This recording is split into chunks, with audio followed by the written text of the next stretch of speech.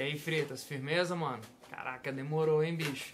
Foi mal, fiquei de responder, demorei pra caramba. Pois é, mano, essas dúvidas são tensas, eu imagino, tua dúvida, tua preocupação. E as minhas também foram intensas, mas dei uma pesquisada bacana. Tem uns textos aqui que talvez possam auxiliar. Eu preferi fazer em vídeo pra ficar uma coisa mais pessoal, tá? É muita coisa pra ler. E talvez tu não lesse ou ficasse com preguiça, sei lá. Não tô falando que tu é preguiçoso, mas não é um assunto que eu, pelo menos eu acho, sacou? Posso estar errado, foi mal. Que seja teu foco total, então não sei. Enfim, eu quis fazer o vídeo e achei melhor. E tem coisa aqui que eu pesquisei, tem coisa que é um pouco de opinião minha, revelação, acredito, dada por Deus a mim, sacou? Então tem coisa boa, cara, aqui. Vou começar falando sobre a questão da racionalidade da fé, cara, tá? Tá escrito aqui no monitor, vou dar uma lida, então fica de ouvidinhos atentos aí, meu querido. Qualquer outra coisa, se tu quiser abrir um site aí que tem uma bíblia, alguma coisa, ou tiver alguma bíblia de alguém, se tu quiser dar uma lida também, é legal nas partes que eu vou falar. Vai anotando que vai ser legal pra comprovar o que eu tô falando, sacou? Pra dar uma veracidade maior no negócio, tá bom? Legal? Então vamos lá, mano. Romanos 10, 14 e 15 vou começar falando sobre a racionalidade da fé. Fala da importância de espalhar a palavra de Deus, para os que não a conhecem, como irão clamar alguém que não creem? Como creem que não ouviram falar? Enfim, a gente precisa de um start, uma fagulha para começar a aquecer o coração. Se não for por intermédio de Deus, você não acorda e fala, legal, tô crendo em Deus ou em outro Deus. Enfim, você precisa desse start. E esse start é dado através dos indivíduos que falam que esse indivíduo recebeu também, dos indivíduos que falam de Deus. Esse indivíduo também recebeu a presença de Deus. Mas a gente vai chegar onde eu quero realmente chegar, tá? E falar da racionalidade. Beleza? Então a gente entende o quê? Que é loucura dizer que para crer não é preciso que o indivíduo tenha, mesmo que seja um pequeno fio de luz na razão sobre aquilo em que crê. É dizer que a fé é por instinto. Se a gente entender a partir desse princípio, dessa ótica, é dizer que a fé é instinto. E se ela é instinto, então como responder a pergunta acima lá de Romanos 10, que ela precisa que o indivíduo primeiro, que alguém transmita para você a palavra, sacou? Então nisso a gente vai desfacelando um pouco essa ideia de racionalidade, sacou? E mais ainda, tem um exemplo em Atos 10, onde tem um Cornélio, que é um centurião. Esse homem, ele sonha com uma coisa e nesse sonho fala que ele tem que ir atrás de Pedro, para Pedro revelar alguma coisa para ele, entendeu? Se a fé for simplesmente isso, não teria porquê a introdução de Pedro. Deus simplesmente mandava ou a gente também criava a fé. Enfim, vamos chegar mais ainda. E aqui vem mais, cara. Talvez a fé não precise de razão para prosseguir. Digo, tá no texto, né? Mas sempre vai precisar de uma razão para iniciar ou para começar. Ou seja, para você começar a crer. A razão te dá certezas e não apenas dúvidas. Além de dúvidas, temos certezas. Precisamos saber discernir as coisas e a razão nos concede isso. Uma fé alicerçada em certezas não durará ou resistirá muito tempo aos questionamentos. Mas a fé sólida resiste até mesmo às grandes tribulações da vida. Mesmo que vierem novamente as tribulações surgirão dúvidas. Porém, duvidar durante a tribulação não é incredulidade, meu brother. E sim um conflituoso coração. Afinal, é da praxis humana esse conflito no coração. Não sei por você, mas eu falo por mim, por uma porrada de gente que eu conheço, que hoje é uma coisa, amanhã é outra coisa, enfim. E a gente precisa desse pingo de racionalidade para equilibrar bastante. Pois assim somos limitados e quando chegamos ao limite, esse de dor, de sofrimento e limite de compreensão a respeito de nossa própria tribulação, o sofrimento nos cega e lança trevas em nossa razão, que tenta a todo custo discernir ou saber o porquê do nosso sofrimento, já que agora em trevas perdeu-se toda a certeza que tinha, não porque sua fé estava alicerçada em certezas, mas porque o sofrimento prolongado leva-nos ao limite, no limite de nossa própria fé. E é nesse momento que a razão humana procura compreender a situação para prosseguir e crer. Porém, ela também tem o seu limite, pois não podemos compreender todas as coisas. Você sabe bem disso, cara. E neste momento, a Bíblia diz que Deus nos provê uma válvula de escape. Vai lá em 1 Coríntios 10, 13. Para teu vídeo, dá uma olhada lá, por favor. Que talvez seja até uma passagem clichê, perdão Deus se é legal falar isso ou não, mas seja uma passagem bem conhecida, tá bom? Beleza. A dúvida faz parte do processo de aprendizagem e a certeza é o resultado da aprendizagem. Olha só, hein? Você sempre terá dúvidas se for sincero na sua busca pelo conhecimento, mas não serão as mesmas dúvidas porque as velhas dúvidas serão substituídas pelas certezas. Quem sempre aprende nunca chega ao conhecimento, nunca aprendeu de verdade ou está a ignorar o conhecimento genuíno por conveniência. Agora isso é legal. 2 Coríntios 5:7. Andamos pela fé e não pela vista, não pelo que vemos. E esse texto não tem nada a ver com razão e sim com sensação, também que é outra das características do indivíduo cristão. Não será então talvez a razão dita pura e verdadeiramente sensação? Por que ter o homem a razão não o torna racional? Usá-la também não o torna racional. Mas seguir a orientação por ela, sim. Seguir o que foi dado, sim. Porque muitas vezes a gente sabe bastante. A gente sabe que não deve roubar, não deve matar, não deve fazer isso ou aquilo. Mas seguir já é outra coisa. E para seguir, camarada, a gente precisa desse pingo de racionalidade. Sacou? Para seguir é diferente. É diferente de saber. É diferente de eu te dar livros diversos, sacou? Ou um exemplo banal da escola. Cara, estuda. Você sabe que tem que estudar para um emprego, para melhorar a sua vida, a condição, a sua cognição, sua intelectualidade melhorar. Todavia, você não segue. Nem sempre você segue. E eu fiz isso, nós fazemos com uma porrada de coisas. Então, isso distingue da racionalidade, sacou? Isso distingue a racionalidade da irracionalidade. O fato de seguir o que é correto, sacou? E a gente tenta fazer isso. Bacana? Quando a gente acredita na luz de Cristo. Mas a gente vai chegar mais na frente disso. Sacou? Então, repetindo, mas seguir a orientação dada por ela, sim. Por isso, muitos racionais são, na verdade, sensuais. A gente também tem essa sensação, sacou? Partida do princípio de racionalidade, sacou? Com isso entendemos a fé racional, porque ela é a aceitação da verdade, e a razão só enxerga a verdade, e a palavra de Deus e Jesus são a verdade. Também, camarada, é importante lembrar que o fato de ela ser racional não diz que ele tem que estar lógico, a racionalidade tem que ter lógica de acordo com os padrões humanos, em tudo, claro. Que são falhos, cientistas já erraram, como já vi numa frase, a ciência não erra, cientistas sim. E é claro que a nossa ciência não é pautada só em erros, né? Nosso século prova isso, que a gente tem uma porrada de acerto, né? As coisas acontecem bastante, a tecnologia tá rolando aí. Sim, né? Pois é, eu tô falando que o nosso processo empírico de erro e acerto, né? De erro e acerto, que o homem pauta com a ciência, os homens erraram muito a manipular as ferramentas de Deus, por isso eu falei essa questão de erro e acerto. Mas beleza. E a questão é que muitas das coisas de Deus têm o seu tempo e muitas das vezes não devem ser entendidas agora. É uma desculpa do cristão? Óbvio que não, cara. Se a gente pegar o processo histórico de formação, de constituição social, cultural, cara, isso se prova verdadeiríssimo, sacou? E Deus, sim, das suas diversas revelações através de profetas, Bíblia, né? Através de ações de Cristo, obviamente, a maior prova de Deus. E essas provas nos revelam essa fé inteligível. Podemos entender com o nosso intelecto, ela não nos pede que desprezamos nossa mente para nos tornarmos cristãos. Há pessoas que pensam que, para se tornarem cristãs, elas precisam deixar seu cérebro em algum lugar no estacionamento. O único pulo que o Novo Testamento nos chama a dar não é um pulo no escuro, mas para fora do escuro, para a luz de Cristo, para aquilo que verdadeiramente podemos entender.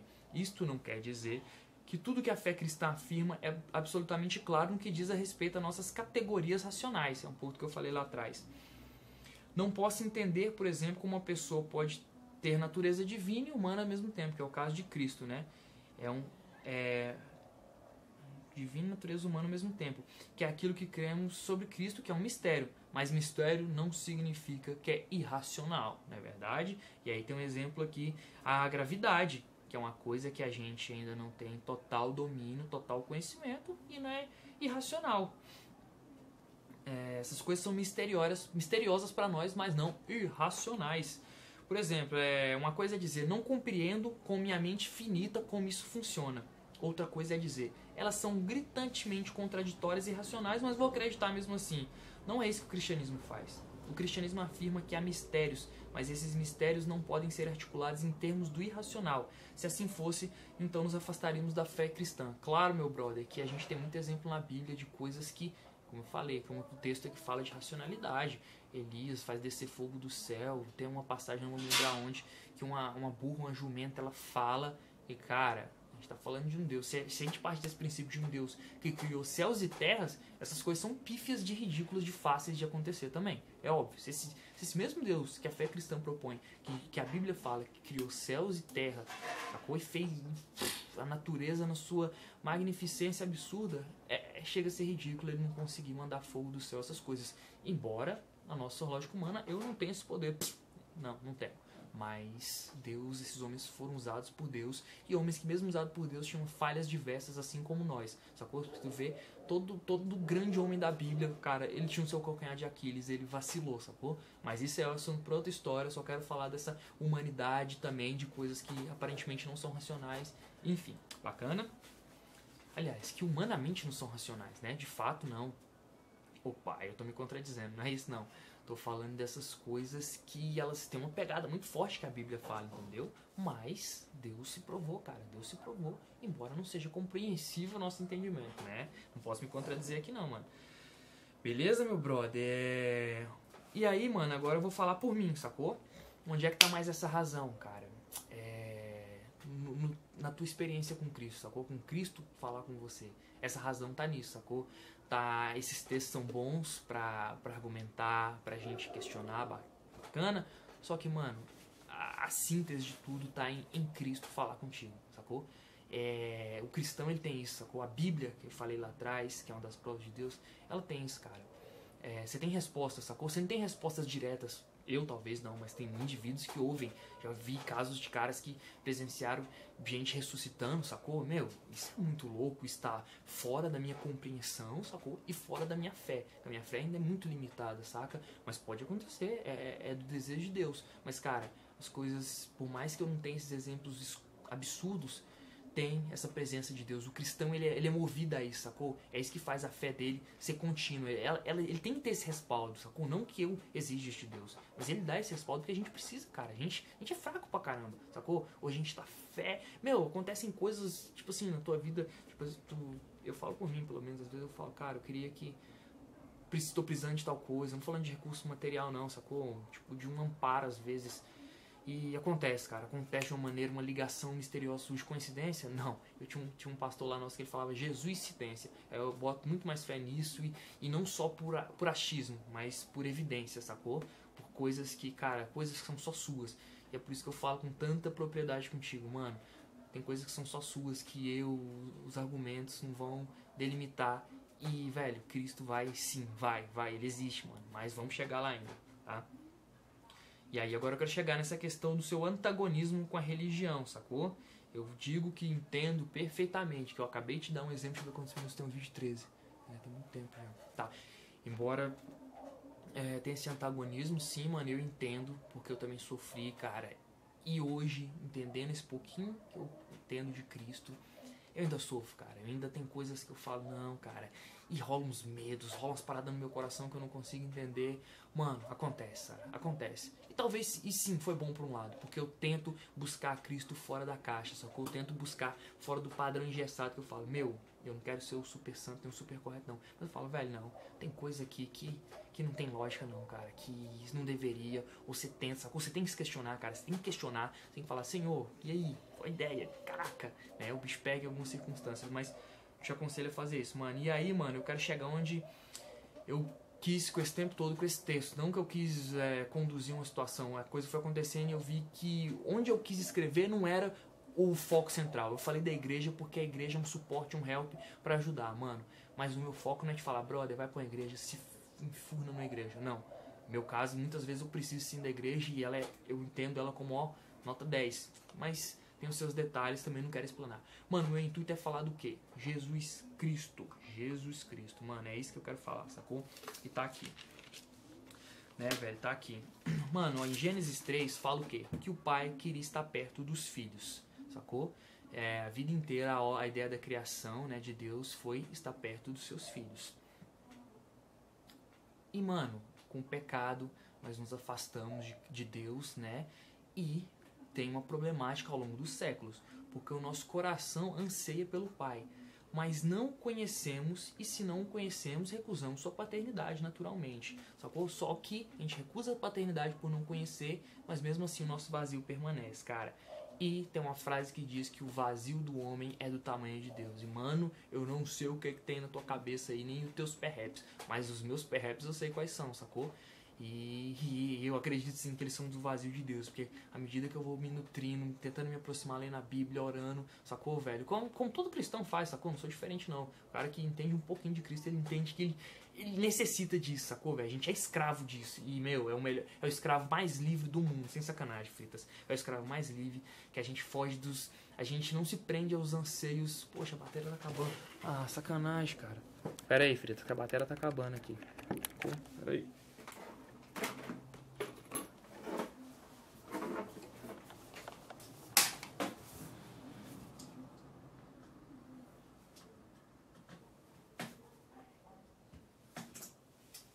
Merda, cara, na boa.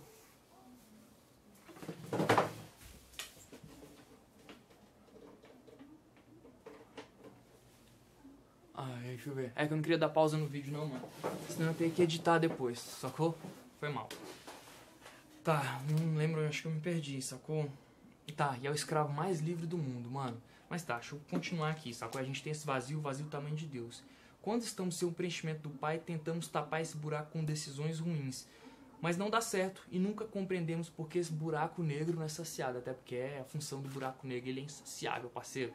E, mano, eu falo por mim, tinha os meus desejos com mina, eu pegava as minas e nunca acabava, sacou? Meu grande vício sempre foi mulher, nunca foi bebida nem nada, sacou? E nunca acabava, sacou? Eu tinha desejo por aventura, eu fazia as aventuras e velho, não tô falando que você vai ficar estático, saca? Você vai falar, não vou nunca mais me aventurar, agora que eu tenho Deus, eu vou ficar só assim. Não é isso, cara. Esse Deus, ele é mais, sacou, mano? E tão mais que você descarta certas coisas. Mas é um processo de tempo, mano, é um processo de entendimento que demora, sacou? E é o que eu falo, que esse buraco nunca é saciado. E aí, mano, tem uma passagem aqui de Isaías 54 que diz o seguinte: ele fala conosco todos os dias, nós que não aprendemos a ouvi-lo. Se nós não ouvimos, não o reconhecemos. E Mateus 11, 27 fala... pesquisei, mano. Senão eu vou perder tempo, não. Vou pesquisar, tá? Mateus 11, 27. Deixa eu ver rapidão aqui, Fritinhas. Fica na linha, mano. Mateus. Achei, Mateus. 11, 27. Vamos lá, Mateus 11, 27. Todas as coisas ninguém conhece o Filho a não ser o Pai, e ninguém conhece o Pai a não ser o Filho e aqueles a quem o Filho quisesse revelar. E daí, né, mano? E daí? E daí, quando a gente não reconhece o nosso Criador, ficamos suscetíveis a erros diversos, estamos sem o norte, não sabemos para que fomos criados. E, mano, é como eu falei, a gente tenta tapar o buraco, né? Um buraco que é insaciável, a gente fica sem esse norte, sem o Criador, né? E aí eu vou vir com uma metáfora, um texto, uma parábolazinha de um texto, não é bíblica, mas é de um leilão que tá rolando e é um violino todo sucateado, todo velho e ninguém quer comprar. Lance inicial de R$100, ninguém quer, o cara joga 80, ninguém quer, até que levanta um senhorzinho, vai lá e pega esse violino e destrocha, parceiro, o bicho arrebenta no violino, muito massa. E aí, meu irmão, começam os lances, né, 1.000, 2.000, tipo 2.500. E aí um cara leva por 2.500, um homem leva, e o filho fala: pai, e aí, por que que o senhor não quis o violino daquele jeito sucateadinho e agora o senhor quis? Né? Por que que o senhor quis? O pai respondeu: é o toque do mestre, meu filho. Quem é? Foi o senhorzinho que foi lá. E aí, o que tem a ver com a tua vida? Tem a ver, parceiro, que ao longo da vida, desses processos de turbulência, por não conhecermos o Pai, por ficarmos distante dele, somos arrebentados, igual o violininho foi. Somos massacrados pelo violino, a gente se perde o nosso norte, como eu já falei. E aí, parceiro, por que isso acontece? Porque a gente tá sem o toque do mestre. E quando o mestre toca, mano, a gente pode estar sucateado, a nossa carcaça pode estar como for, tanto no sentido literal como no sentido figurado da coisa, sacou?